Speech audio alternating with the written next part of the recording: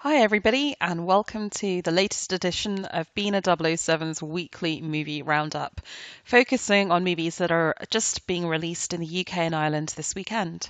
As usual, it's an absolutely packed release schedule, and of the films I haven't yet seen, perhaps the one that might get the most awards notice is a film called Film Stars Don't Die in Liverpool, based on the true story of a famous actress, Gloria Graham, who goes to Liverpool and has an affair with a much younger man, starring Jamie Bell and Annette Bening and Vanessa Redgrave, Julie Walters. Fantastic cast. It actually played at the London Film Festival and I didn't get a chance to see it, but it looks great. It has a running time of 106 minutes and is rated 15, and I'll definitely be getting to see that one.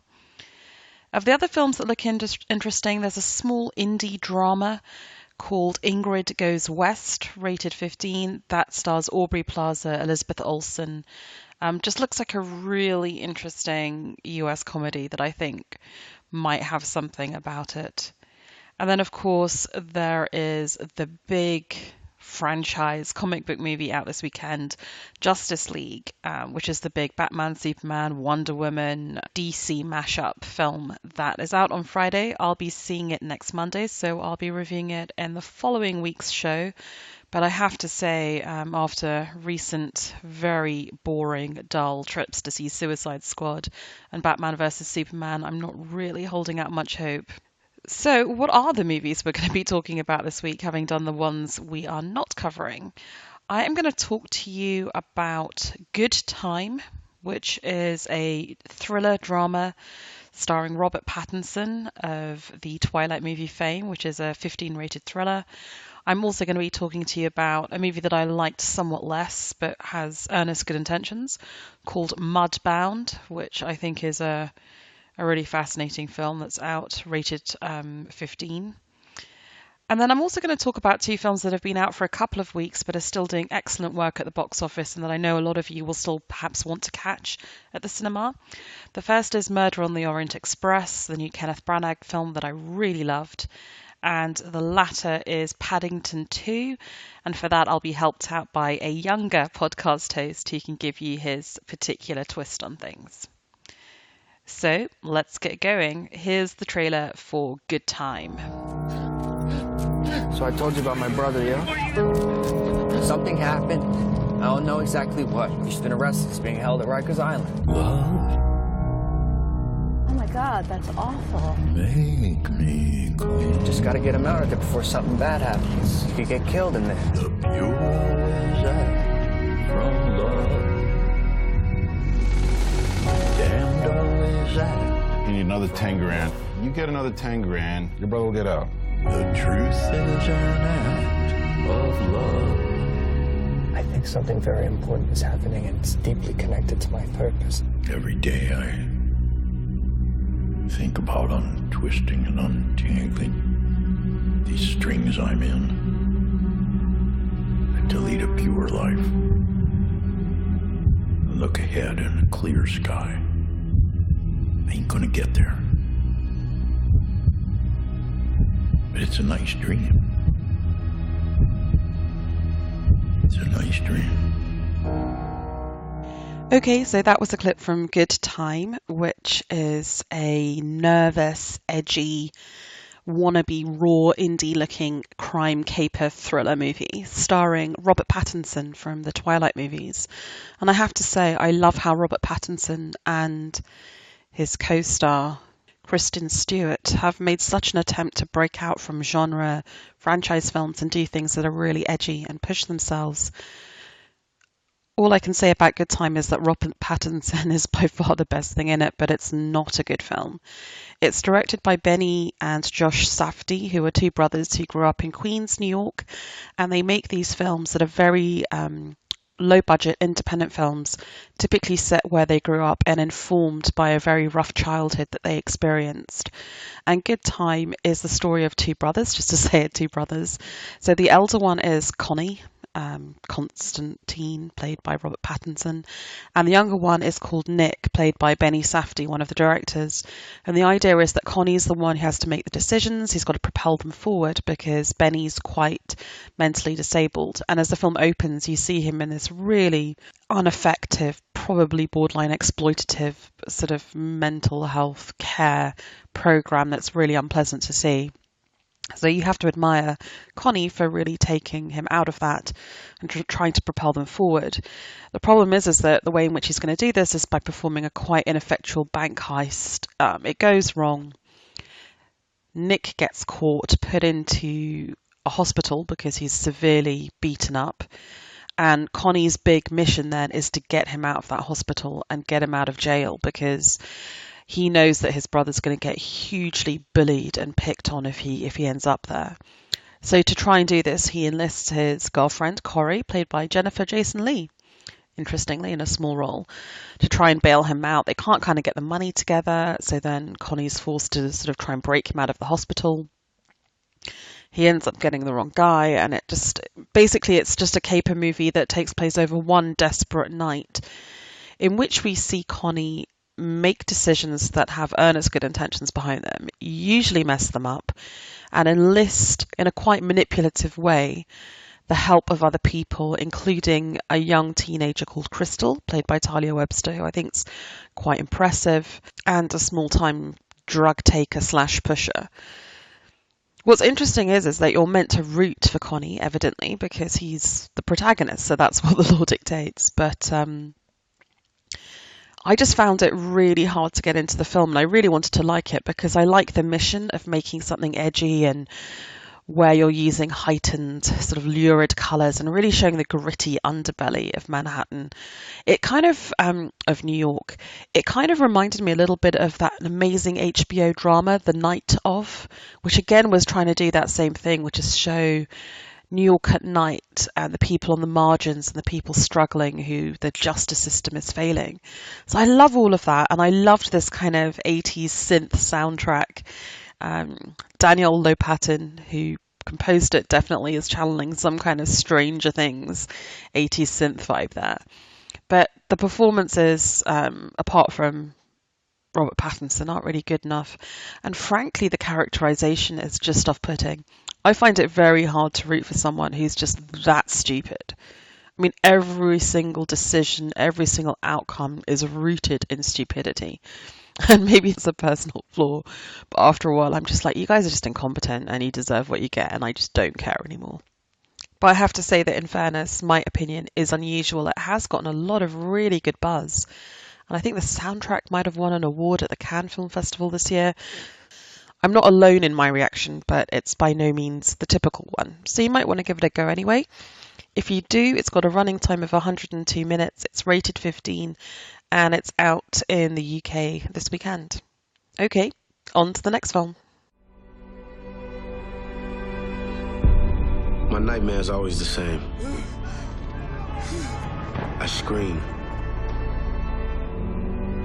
but it's nothing coming out. This place, this law, we don't belong to that.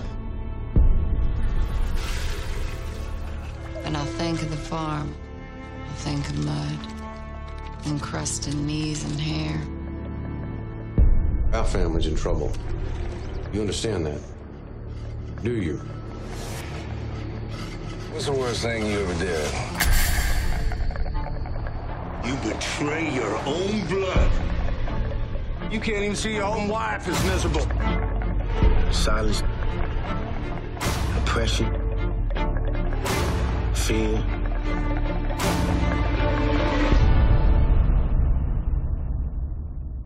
It would take an extraordinary man to beat all that. Amen. Okay, so that was the trailer for Mudbound, which is a film that I saw at the London Film Festival with really high expectations. It's directed by Dee Rees, whose TV film about Bessie Smith I really admired. And I think it just tells a very important and relevant story based on the novel by Hilary Jordan, but adapted for the screen by Dee Rees and Virgil Williams. And essentially, it's a film about economic struggle and racial tension. And I think in a sort of post-global financial crisis world and the heightened racial tensions we now live with, this would be really a fascinating exploration of those topics. And it enters the story by contrasting two families who live on a very struggling Mudbound, hence the title, farm. And the first are the owners. They're a white family, naturally. And the paterfamilias is Henry McCallan, played by Jason Clarke, most famous for Zero Dark 30, a really great, fine character actor. And he is your typical sort of macho paterfamilias. He takes the decision to leave his very successful job and buy into this farm, much to the surprise of his rather soft, rather protected, delicate wife, Laura, who's played by Carey Mulligan, most famously recently, I think, for Far From the Madding Crowd. And she doesn't really understand the decision, but she's one of those wives from that post-World War II Mississippi era who's going to follow her husband. And joining them is the brother-in-law, Jamie McCallan, played by Garrett Hedlund, the headliner in Tron Legacy. And he's come back from World War II, so we're meant to believe that he has a wider perspective on life and is maybe less subject to the prejudices of Mississippi in that era, as really espoused by the Pappy, who's played by Jonathan Banks in a really quite menacing performance of racial hatred. So they're incredibly tense, husband and wife not getting on because she can't believe he's dragged her to this back of beyond disgusting place. Obviously, this is being a little bit cliched, she's going to find an attraction for the brother-in-law amidst all this deprivation and pain. Of course, as downtrodden, as economically deprived, as struggling as the white family, the McCallans are, they will always be a cut above their tenant farmers, who are the black family, the Jacksons, by virtue both of their economic position, but also by virtue of the protections which their race gives them, given the social mores and indeed the laws of Mississippi at the time. So that family is very hardworking, very earnest, but fundamentally held back. They comprise Mary J. Blige, interesting casting, as the mother Florence. Jason Mitchell is the son Ronsel, and we have Rob Morgan playing the father Hap Jackson. And really we just see them suffer economic blows that really put their lives on the line, and yet as a family they're far more unified than the white family. So the real sort of narrative propulsion of this plot is that a friendship is formed between the brother-in-law of the white family and the son in the black family, because they've both come back from World War II. We realise through flashback that they've experienced things that caused them to bond, and also that the young black boy had an interracial relationship in which he was very much treated as an equal. So that was hugely eye-opening for him. And it's the fact that society will not let this friendship stand, that they have to hide, they really have to live in fear of their lives. That is where we get the dramatic tension in this film, which is shocking because when you think about it, this isn't that long ago. I mean, this is in our parents' and grandparents' lifetimes. And so this really should have been a very moving and very thought-provoking film. Unfortunately, what we are given in Mudbound is a profoundly cliched and deathly slow-paced film. The white people, the men, the man who owns the farm, his father, are just cliched, caricatured racists. There's no attempt to soften their characters whatsoever. Conversely, the black family are just earnest and good and always sort of suffering and martyrs. The person I watched the film once said that Mary J. Blige was effectively in the quote-unquote Oprah Winfrey role, which I think is true. I mean, I think she's a fine actress, but there's no nuance to the characterization here whatsoever. You know who the bad guys are, you know who the good guys are. And actually that goes not just for the families, but the countries. So you have the USA post-World War II cast via Mississippi as a place of deep racial oppression, and I've no doubt that it was. But what's kind of laughable is seeing it contrasted with what's meant to have been a far more racially tolerant Europe at this same time. Now, I've no doubt that legally it was far better and probably socially far easier to be a person of colour in Europe in the 1940s and 50s than it was in Mississippi.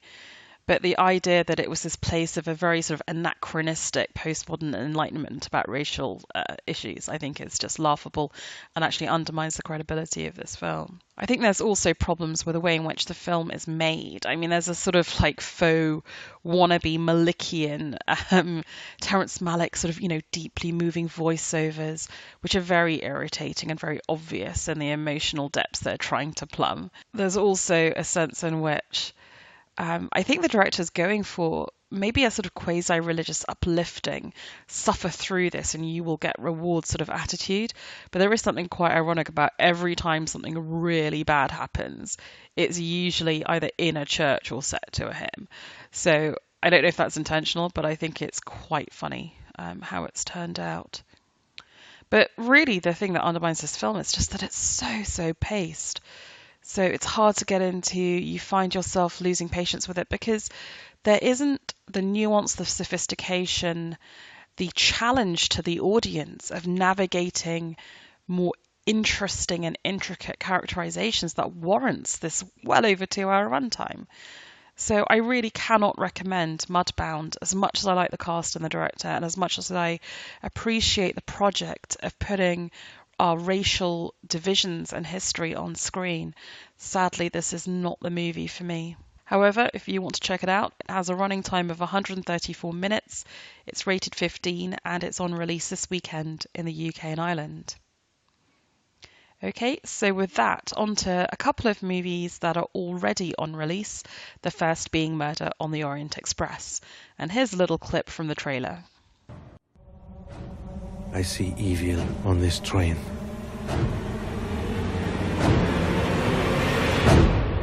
A passenger has died.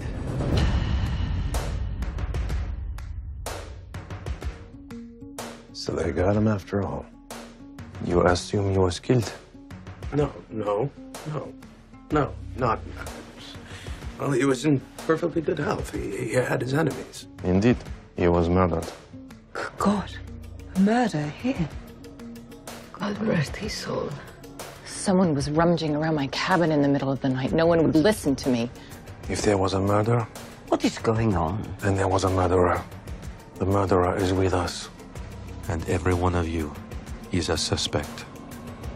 And who are you? My name is Hercule Poirot, and I'm probably the greatest detective in the world.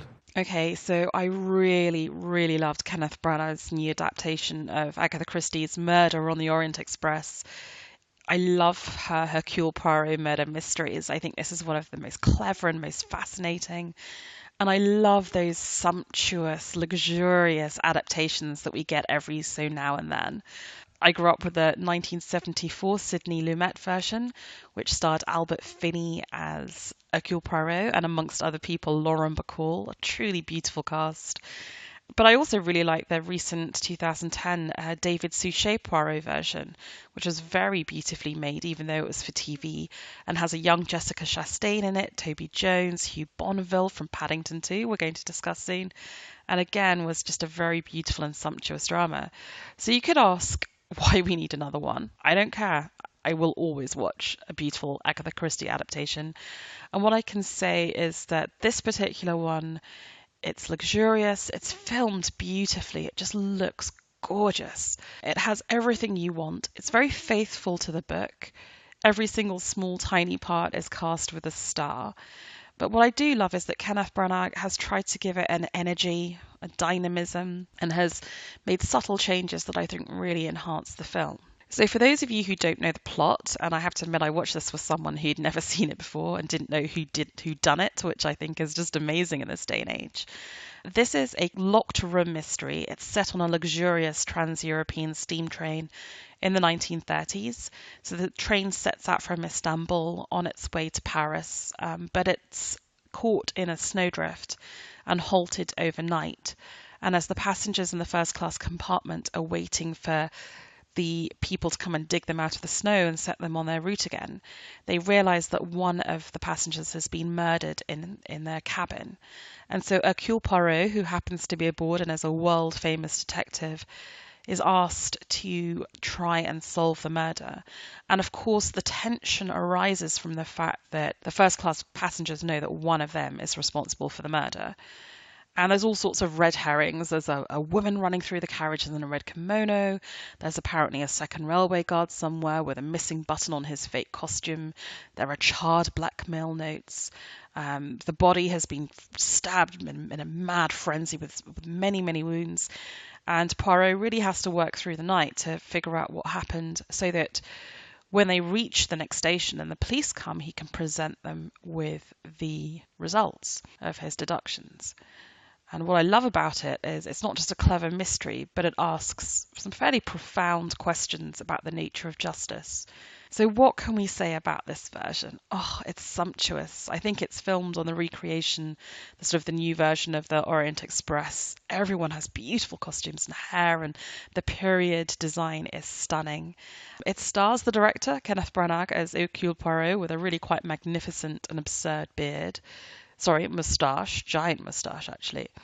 You've got Johnny Depp on board as a nasty man called Ratchet, Dame Judi Dench as the Princess Dragomirov, Daisy Ridley, who stars in the new Star Wars movies, is there as a young governess. You've got Penelope Cruz as a religious nut, Josh Gad from Frozen, actually in a serious role, which is kind of interesting, and many, many others. Everybody's a star.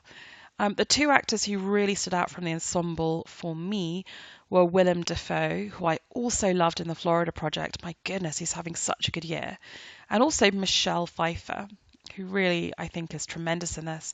I can't tell you why, though, because if I were to do so, I'd be ruining character reveals and plot twists.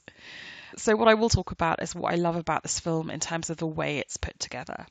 What I really love about this film is that Kenneth Branagh tries his best to break free of the claustrophobic train carriage setting in which most of the book is set and inject, where possible, a little bit of action to events, but without forcing it so it doesn't look sort of like fake and thrown in for no real reason.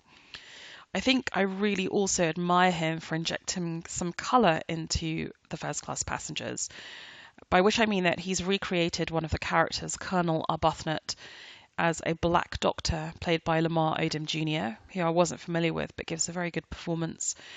But rather than just make this a sort of very superficial imposition of something anachronistic, like in other words, he doesn't just pretend that no one's going to comment that there's a black doctor on the train at that time when it was so rare.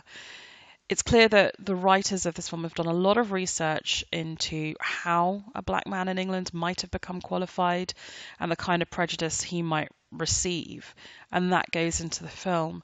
So I think it's exploring racism in a very organic way to the plot, and it actually enhances the character motivations and actions. So I really give kudos to the writer Michael Green, who I believe also wrote Blade Runner 2049, for working this issue in so successfully but also so delicately and elegantly. Like, it doesn't feel like it derails to excuse the pun, the plot. The other thing that Michael Green has done is written an off-book prologue, which is set in Jerusalem. And I think that's really essential because there's a whole generation of viewers of this film who won't have read the Hercule Poirot books. After all, they were written something like 90 years ago. And it's a very quick and deft way of showing really the bona fides of Poirot. Why should we believe this guy is going to solve the mystery? It shows him as being very obsessive, very internationally respected, but also rigid in his belief in the stark difference between right and wrong. And of course, that's going to come into play as we move through the movie. It also, of course, provides the director, Kenneth Branagh, and his director of photography, Haris Zambalukos, the ability to give these beautiful shots of Jerusalem, and then obviously on across the water to Istanbul, that really makes the most of the 70mm format in which they have shot this film. Now, we didn't watch it in 70mm, we watched it in a normal screen, and it just looks sumptuous. It makes you want to go on such a beautiful, luxurious holiday yourself. The sun dazzles on the water, on the dome of the rock. Istanbul has never looked more beautiful. And I really think if you can somehow make it to see this on the biggest, best screen you can, it will repay the effort. And I can't believe I'm saying that about a film that I would have thought is just set on a train carriage. But you know, you really have to admire the production team that has tried to give it as beautiful and wide a landscape as possible. So I really have to say that I very much enjoyed this film. It's a very worthy addition to the great panoply of Agatha Christie adaptations out there. The only slightly tiny bone I have to pick with it is that it does tease a Death on the Nile adaptation in the future, but it does so in a way that doesn't really make sense.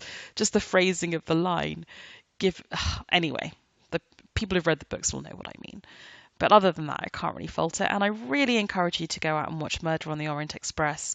On release for a couple of weeks, will definitely be in cinemas for a few weeks more. I definitely think you'll have a great time watching it. And so with that, let's move to the final film we're looking at this week, which is Paddington 2. Are you quite sure you're ready for the workplace, Paddington? It's Phoenix Buchanan, Dad's celebrity client. I suppose you know who I am. Oh, yes. You're a very famous actor. VIP, celebrity. Or used to be. Now you do dog food commercials. This pop-up book, where on earth did you find it? Mr. Gruber's antique shop. Hold it right there. Oh, but I'm not the thief. Mysterious things have been happening all over town. We're rich again. I may look like a hardened criminal, but I'm innocent. We're going to need a foolproof plan. Paddington wouldn't hesitate if any of us needed help. He looks for the good in all of us.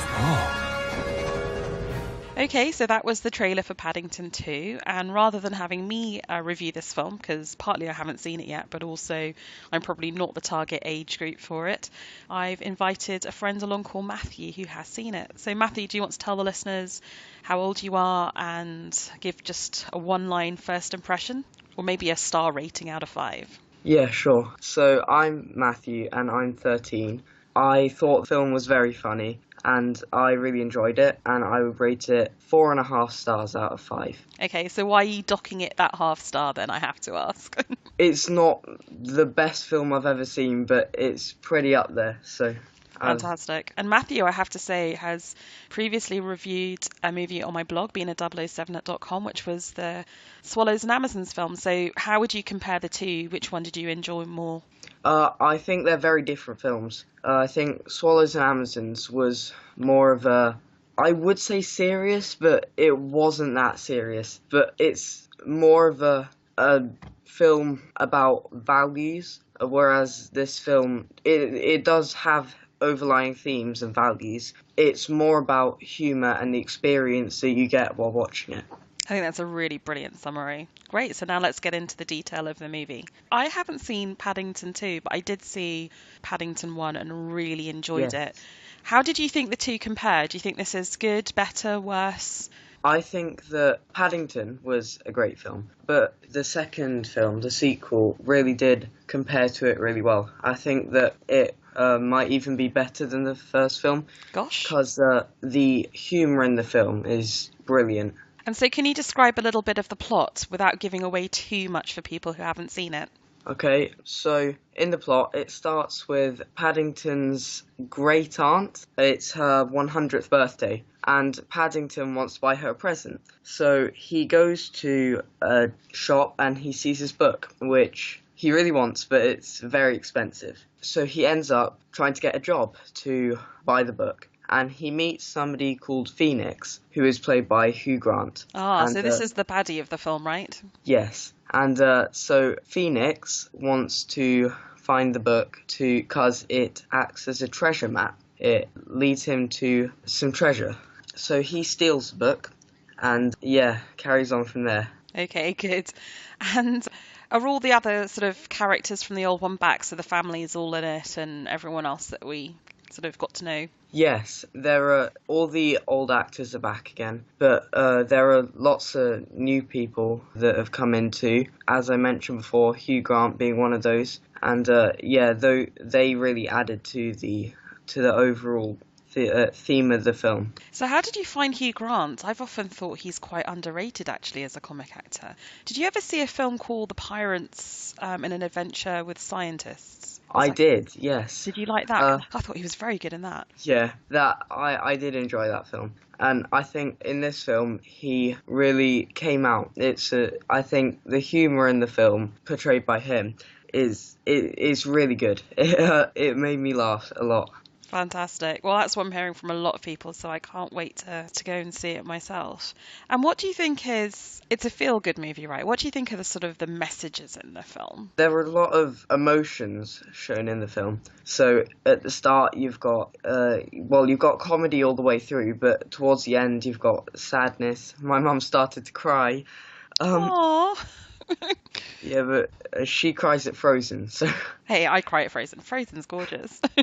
But the themes, it shows themes of friendship, and that's shown towards the middle of the film through Brendan Gleeson, who plays Knuckles in the film, becomes Paddington's friend, and we see him return later on into the film.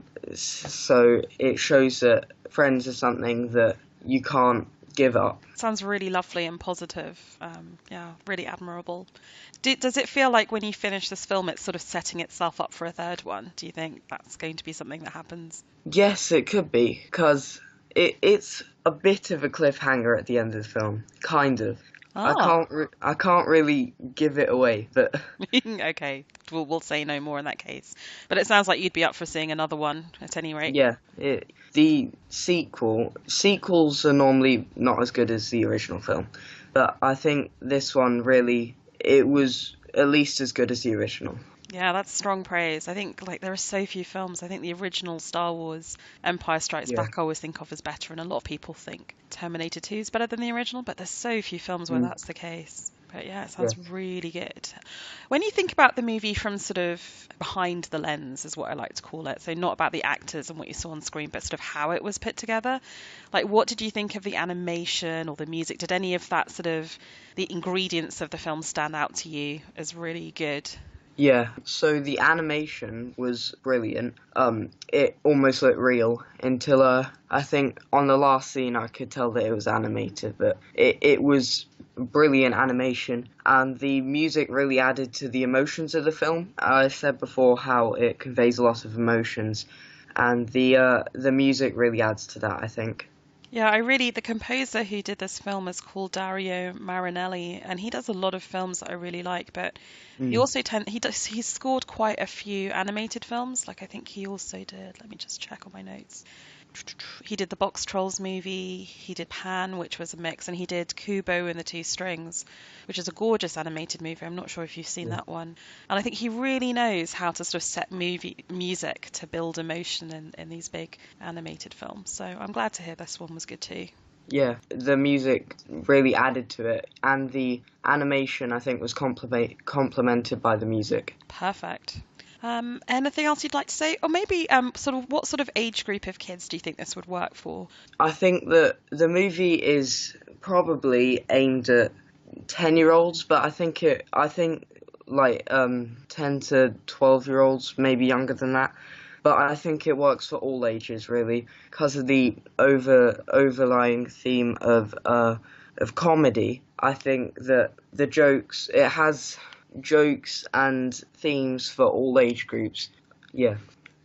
Yes, I'm seeing here that it's rated PG, which is parental guidance. So what does it say? Mild threat. So so not super, super young kids who'd watch a U movie, but anyone above that, I guess. Yes. Cool. Did I miss anything? Is there anything else you were really excited about that you want to talk about? I thought that the plot line was good. It was similar to the original film in its plot line, in that it revolves around a single bad guy, a burglar kind of thing, with some type of connection with Paddington. I think the plot line was similar to the original film. Did you find that to be you could argue it two ways, that they figured out what works so they're going to do it again, or did you think, oh no, it's just the same thing, or was it sort of funny enough that you didn't really mind too much that it was a bit similar? Yeah, probably the third option there. It was very comedic.